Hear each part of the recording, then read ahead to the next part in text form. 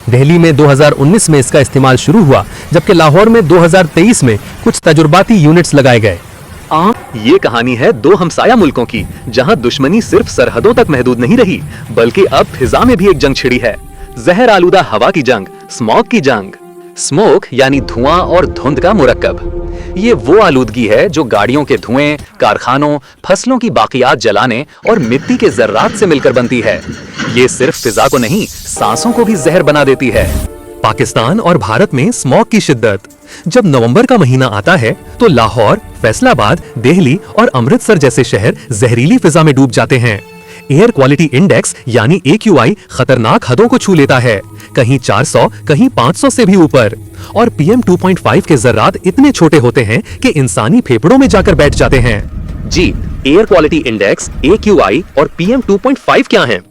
Air quality index यानी air quality index ये वो पैमाना है जो बताता है कि फिजा कितनी साफ या कितनी आलूदा है। जब ये 50 से कम हो तो फिजा साफ, और जब 300 से ऊपर चला जाए तो खतरनाक समझी जाती है। PM 2.5 वो ज़रात हैं जो बाल की मोटाई से 30 गुना छोटे होते हैं। ये आंखों में जलन, दमा, दिल के अमराज और कैंसर तक का बाइस बनते हैं। मसनूई बारिश, आर्टिफिशियल रेन मंसूबा। जब फजा में आलूदगी बढ़ती है, मसनूई बारिश, तो हुकूमतें एक गैर मामूली हल की तरफ जाती हैं, मसनूई बारिश। पाकिस्तान और भारत दोनों ने पिछले साल ये तजुर्बे किए। धुंध के बादलों में मखसूस नमक छिड़का गया ताकि बारिश बरस सके और फजा साफ हो। कुछ कामयाबियां मिली, मगर ये आर्जी हल था। एंटी स्मोक गन, ये नया हथियार आलूदगी के खिलाफ। स्मोक से लड़ने के लिए दिल्ली और लाहौर दोनों में स्मोक गन्स मुतारिफ कराई गईं।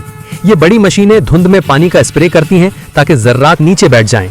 दिल्ली में 2019 में इसका इस्तेमाल शुरू हुआ, जबकि लाहौर में 2023 में कुछ तजुर्बाती यूनिट्स लगाए गए। आम लोग और माहिरीन हुकूमती इकदामात पर तनकीद भी कर रहे हैं, क्योंकि हुकूमतें फैक्ट्रियों की बंदिश, स्कूलों की छुट्टियां और ट्रैफिक कम करने के अहकामात देती हैं, लेकिन ये इकदामात वक्ती साबित होते हैं।